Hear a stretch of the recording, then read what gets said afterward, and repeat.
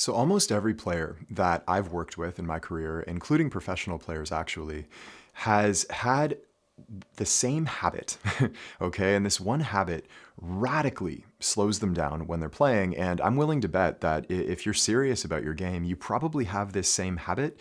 And not only is it slowing you down, but it's happening without you actually noticing it. It's very insidious and under the surface, okay? So we're gonna uncover it today.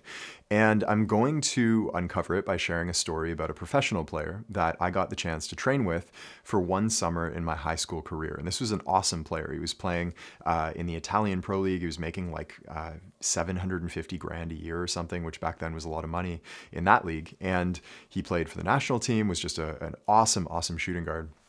Anyhow, we got to train together for this summer, and every time we would do a shooting drill, I would notice this habit come up. And what I'm going to share with you, what he did back then, is not, the habit goes deeper than that, okay? So stick with me. So the habit that I noticed is that every time this player would miss a shot or two, he would scold himself, okay? And he would scold himself in various ways. Sometimes it would just be under his breath. Sometimes he would hang his head. Sometimes he would swear. Sometimes he would clap his hands. If it was like 3 shots in a row, he would really actually get like worked up about it. And inevitably rebounding for him over an entire summer, I noticed that whenever he would scold himself, he would almost always miss the next shot. Okay. And this was a great shooter. Like he made his living shooting, and he would almost always miss the next shot. However, if he missed the shot and didn't scold himself, he would almost always make the next shot. And so I noticed these like 2 cycles happening at once. One was a cycle downwards where he would miss a shot, scold himself, miss the next shot, scold himself even more, miss the next shot, and it would cycle downwards. The other cycle was an upward cycle, and he would make a shot, become more relaxed, get deeper into shooting form, make the next one, become more relaxed, make the next one, and so on and so forth. And so I started to wonder, like, why is he even bothering scolding himself? Like, what's the point of that? It just makes him shoot worse. And I noticed that he didn't even recognize that he had this habit. It was so ingrained over like decades of training that he was just doing it unconsciously. Now, scolding yourself for missing or making mistakes is a really obvious habit that we can just get out of the way. That's definitely hurting your game, but it goes deeper than that. And that's the part that I want to talk about, excuse me, today. And so I have noticed a lot of players, some players on our Deep Game forum, players that I work with, over the phone or in person or whatever. Almost always there is this kind of insidious habit of the language they use towards themselves being negative. Okay, so for example, a player might miss a workout and he would get down on himself and say like, oh man, I'm so useless, I'm lazy, why am I missing workouts? You got to be better than that. Like really essentially talking down on himself. It's almost like this dictator saying, you must do this. If this player, let's say, for example, he like messed up and had a terrible game, the player might say, it's because of that missed workout, I'm never going to become the player that I want to be. And really kind of like trying to drive themselves with this very negative language. Now, let's think to a time, we've probably all had this experience, right? Where your coach, or if you haven't had the experience, just imagine, right? Your coach, in a practice, you're not playing particularly well, and your coach starts to get down on you and starts to say like, why are you playing this way? One practice, I remember my coach actually threw the ball at me, which was like, it really threw me off the rest of the practice.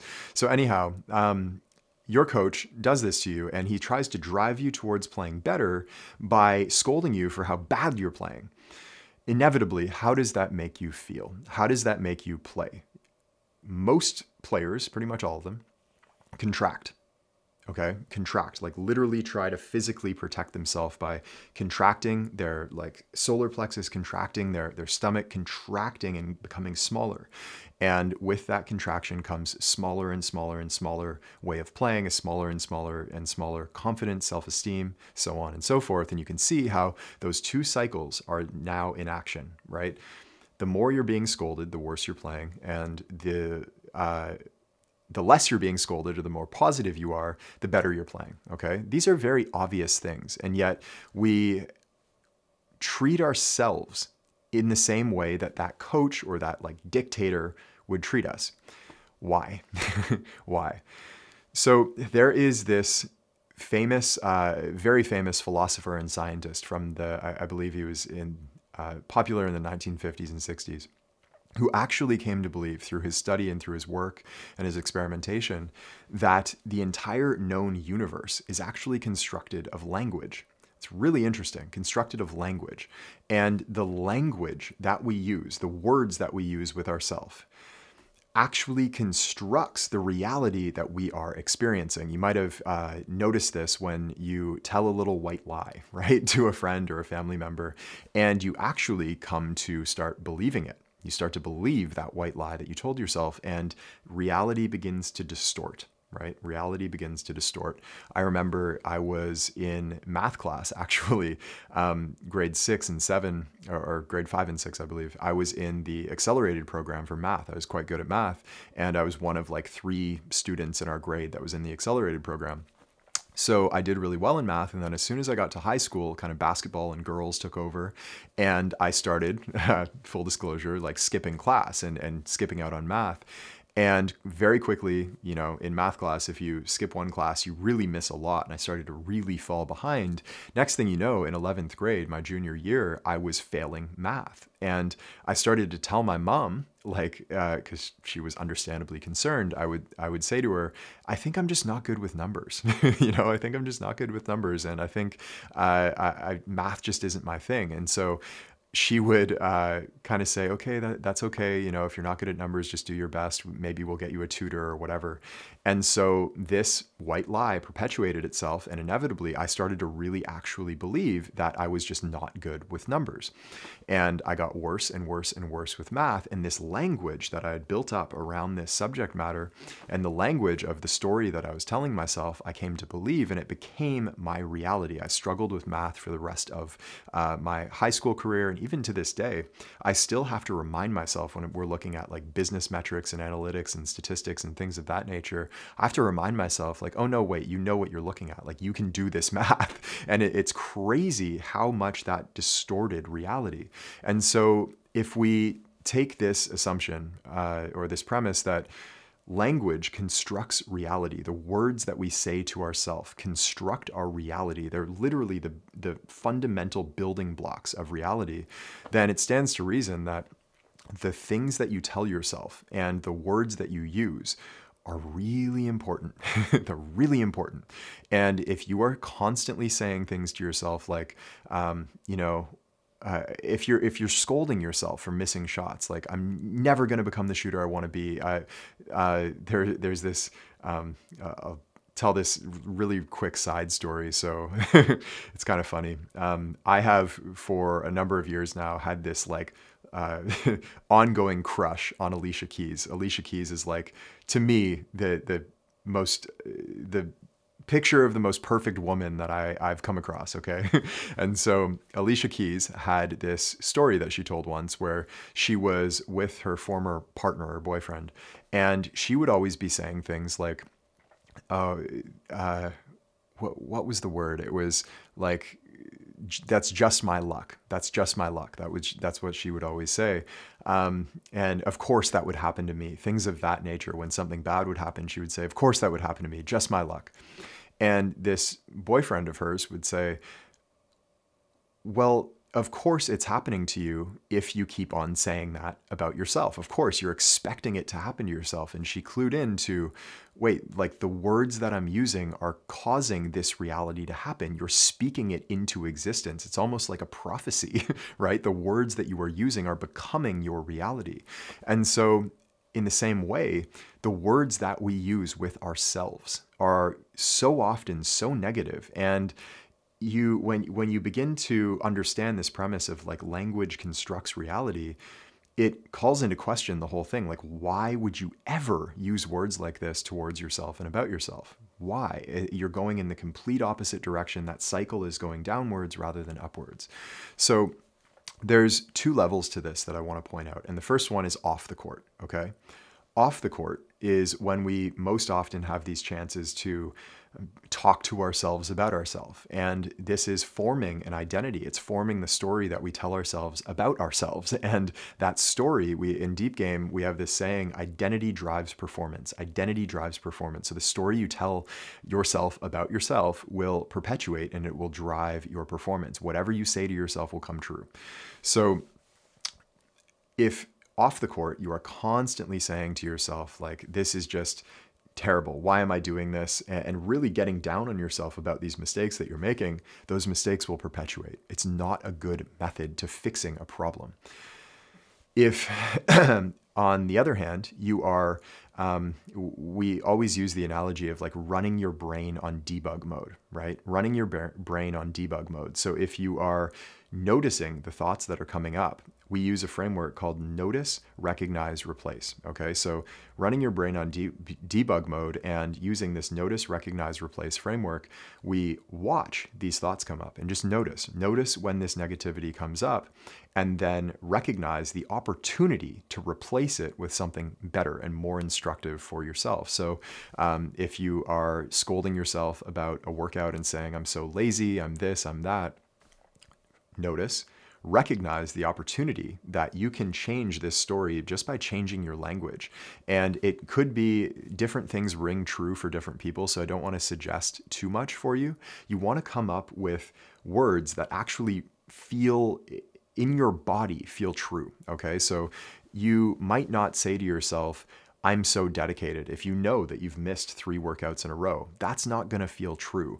What you might say is, I can do better than this. I can do better than this. And that is definitely true, right? So notice, recognize, replace, constantly running your brain on debug mode when you're away from the court, and really draw your line in the sand. Like, there does not need to be any of this negativity. And I'll give you one more example. If you were hanging out with a friend and every time you made a mistake or any time you did something that wasn't aligned or wasn't quite right, this friend got down on you and scolded you and said, like, why are you doing that? You're so useless. If you were with somebody who was using that kind of language towards you, how long would you be their friend for? Well, not very long, right? You probably wouldn't be their friend in the first place. So why do it to yourself? And how do you think you're going to feel about yourself and towards yourself if you're constantly using that language? Not so good, right? So as a general rule, what I would say, and the advice that I give to our players in Deep Game, is that if you wouldn't say it to a child, if you wouldn't say it to a child, do not say it to yourself. Treat yourself with the same care that you would treat a child. That's not to say that you're a child. It's just to say that the psyche is very delicate. The psyche is, it's very malleable, and our language literally constructs our reality. And so if you wouldn't say it to a child, do not say it to yourself. What you do with a child, yes, you can reinforce positively. You can tell them, like, good job when they did something right, but when they do something wrong, you are firm and say, you know, that's not what you want to do next time. But you don't say, you are so useless, you always do that. Why do you always do that? That is the kind of language that is reinforcing this negative downward spiral. And it really, we see so often how damaging it is to children. Take the same care with your own psyche, your own psychology, okay?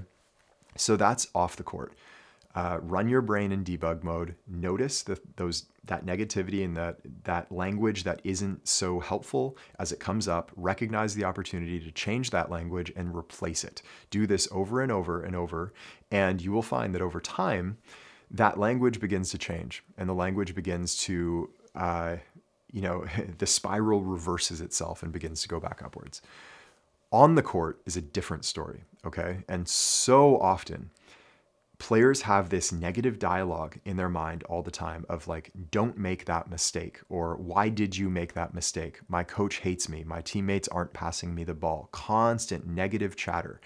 And the approach in games is that the less you think, the better you're going to play. And when I say think, I don't mean, of course you're going to have thoughts, but ideally those thoughts are more like impulses. They're these little flashes of intuition. And when you sink into a zone state when you play, it's sort of like this unbroken stream of intuition working through you. It's not linguistic thought, meaning the thoughts don't actually form themselves into sentences. They're not talking to you. They're more like feelings, okay? And that's when you're going to play at your best. And so law number 1 of the deep game, the foundational law, the law of presence, states that performance increases as thought decreases. And the type of thought we're talking about, again, is linguistic. And so the less you can think at all, the better you're going to play.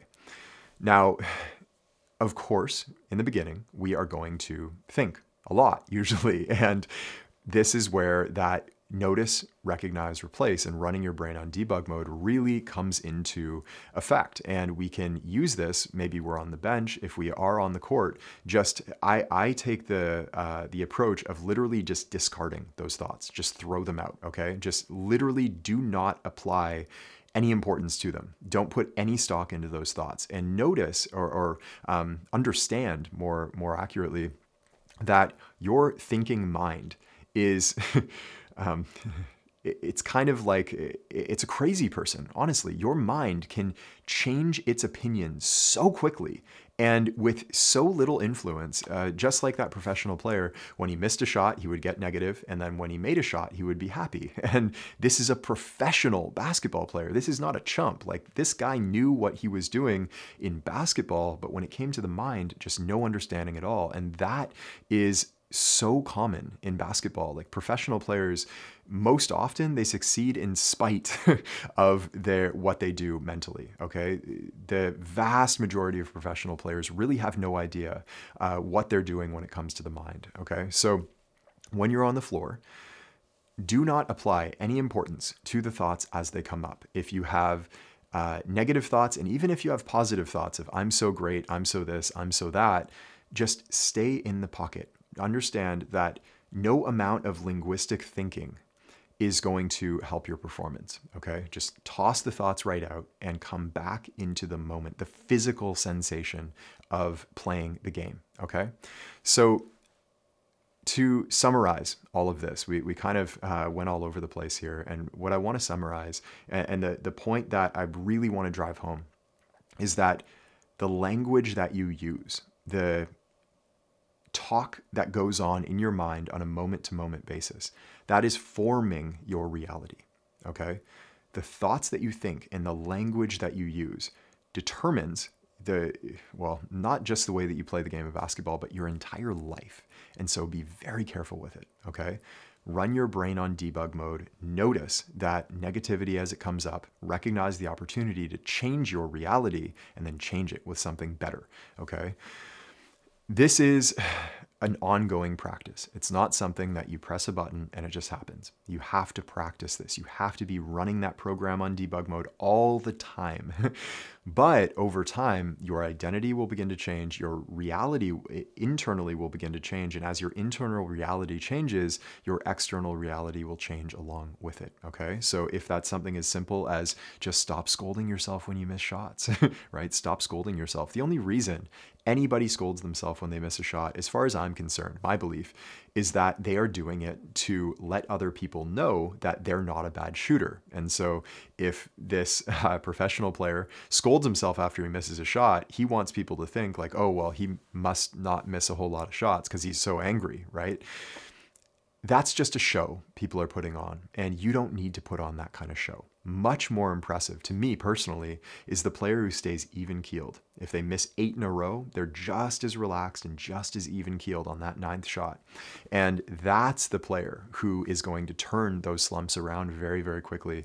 And so, not to get off on another tangent here, my wish for you is that you begin to notice these thoughts as they're coming up, debug your thinking program, and start to replace it with something that is the reality that you want to create in your life, because your language will literally create your reality. Okay, so I hope that helped you, and I will see you in the next video.